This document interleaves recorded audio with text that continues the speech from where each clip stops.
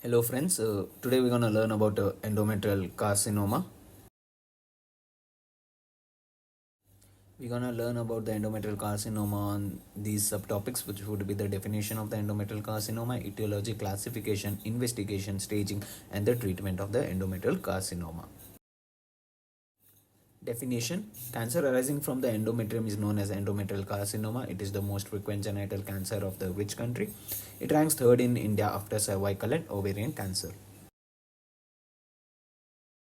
Etiology of endometrial carcinoma. Endometrial carcinoma mainly occurs due to the excess estrogen in the body. So there is a mnemonic for this to remember the etiology of endometrial carcinoma, which is family as old aunt. Family stands for the family history, which is HNPCC type 1, which is a hereditary non-polyposis colonic cancer. HAS stands for the hypertension if the patient has the hypertensive comorbidities. O stands for the obesity. L stands for the late menopause or early menarche. As we know that if the woman gains early menarche or the late menopause, there would be an increase in estrogen. That's why it may lead to endometrial carcinoma. D stands for diabetes mellitus. A stands for the atypical endometrial hyperplasia. U stands for the unopposed estrogen, which can be seen in PCOS, which is polycystic ovarian syndrome, and granulosa cell tumor of the ovary. And T stands for tamoxifen therapy or hormonal replacement therapy, which contains only estrogen in this. Syndrome associated with endometrial cancer is corpus cancer syndrome, which contains three comorbidities: obesity, hypertension, and diabetes. If the woman is obese and has hypertension and diabetes, she may have high risk of having endometrial carcinoma. Then Cowden syndrome type 1, which is mainly due to the mutation in P10 gene, which is a gatekeeper of the endometrial cancer. 20 to 30% of the cases may be due to the Cowden syndrome, and it may be due to the BRCA1 and BRCA2 gene mutation. Now we're going to talk about the protective factors from which a woman can be protected from the endometrial cancer. First, we can talk about the physical exercise. Second, smoking. Yeah, you may be fascinated that smoking decreases endometrial carcinoma because smoking inhibits aromatase enzyme, which is helped in conversion of androgen to estrogen. If the aromatase enzyme is not there, so there won't be conversion of androgen into estrogen, then there won't be an increase in estrogen. And oral contraceptive pills. Pregnancy in pregnancy there will be increase in progesterone and decrease in estrogen. That's why pregnancy is a protective factor. Same goes to the multiparity and breastfeeding.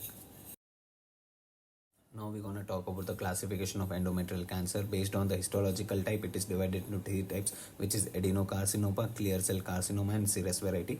Based on the grade, it may be divided into three grades: grade 1, 2, and 3. Grade 1 stands for well differentiated, grade 2 stands for moderately differentiated, and grade 3 stands for poorly differentiated. Now we'll talk about the types of endometrial cancer. There are two types of endometrial cancer, which is type 1 and type 2. Type 1 stands for the 80% of the endometrial cancer, and type 2 stands for the 20% of endometrial cancer. Type 1 endometrial cancer is associated with adenocarcinoma in grade 1 and grade 2, and it is mainly dependent upon estrogen. It is mainly seen in obese patient and is associated with endometrial hyperplasia.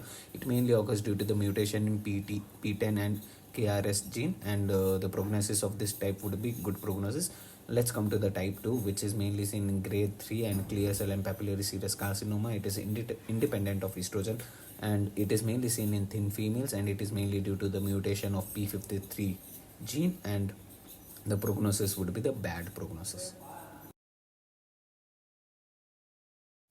The clinical features or the clinical findings by which a patient would come towards you. The most common presentation is postmenopausal bleeding or discharge.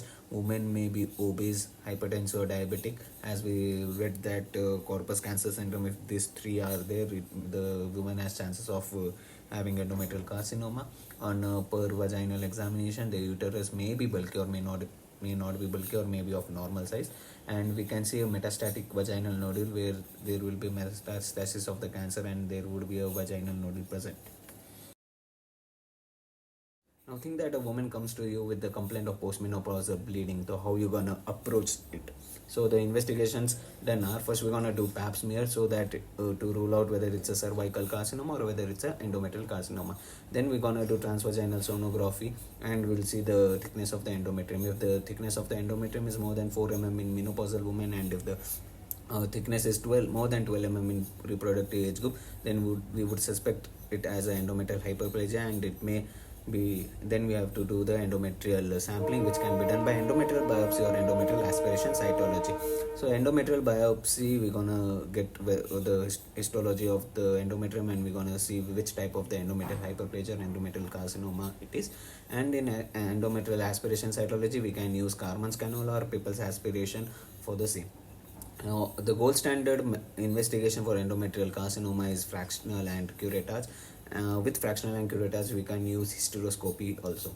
So we can do Doppler sonography for the for seeing the vascularity of the tumor, and CA125 is also done. If the CA125 is more than 35 international units, it indicates that the tumor is already metastasis to the different organs of the body.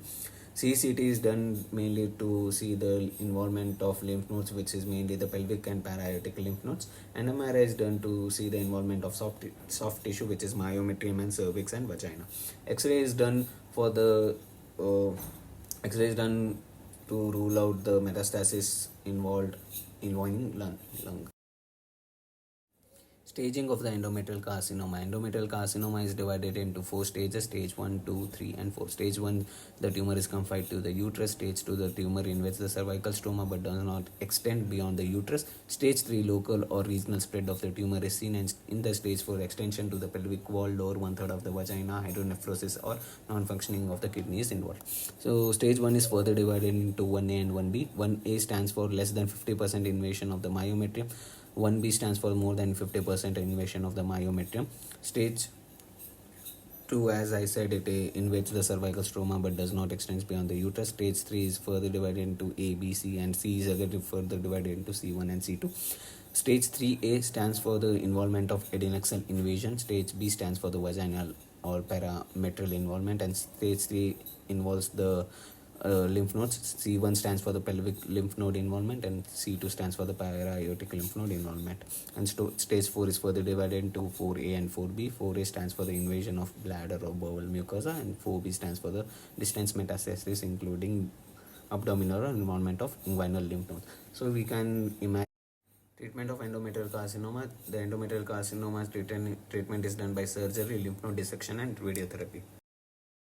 Surgery. The steps of surgery are: the abdomen is opened by a vertical incision which allow a thorough intra-abdominal exploration. Then the peritoneal washings are obtained from subdiaphragmatic areas, paracolic gutters, and the pelvis, and are sent for the cytology. Next, hysterectomy and bilateral salpingo-oophorectomy is done, and omentectomy only if the histology report suggestive of non-endometrial variety. Surgical staging is done in endometrial carcinoma, where the peritoneal washings are sent for the histopathology, and after we get the histopathological reports, this is the treatment we're gonna follow, where I have concised it into a tabular column.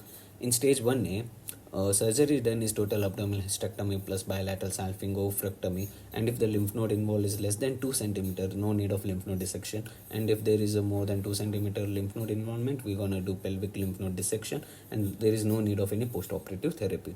In stage 1B, total abdominal hysterectomy plus bilateral salpingo-oophorectomy is done, and pelvic and para-aortic lymph nodes are involved, and radiotherapy is given after the surgery. In stage 2, type 2 or type 3 hysterectomy is done. Type 2 hysterectomy stands for the Wertheim's hysterectomy, and type 3 hysterectomy stands for the radical hysterectomy. In type 2 hysterectomy, which is Wertheim's hysterectomy, 1 cm of vagina, uterus, cervix with both ovaries and tubes are removed, and only the middle half of the cardinal ligament and half of the uteral sacral ligament and half of the uterine artery ligament is removed. In type 3, which is radical hysterectomy, the whole cardinal ligament, uterosacral ligament, and uterine artery is removed, and pelvic and para-aortic lymph node dissection is done, and radiotherapy is given. In stage 3, total abdominal hysterectomy and BSO is done, pelvic and para-aortic lymph node dissection is done, and chemotherapy plus or minus radiotherapy is done. In stage 4, debulking of the tumor is done, pelvic and para-aortic lymph nodes are removed, and chemotherapy plus or minus radiotherapy is done. Type 2 tumor, so surgery based on the stage of the tumor, and we have to definitely remove the pelvic and para-aortic lymph nodes, and chemotherapy plus radiotherapy should be given. Thank you guys. Hope you like this video.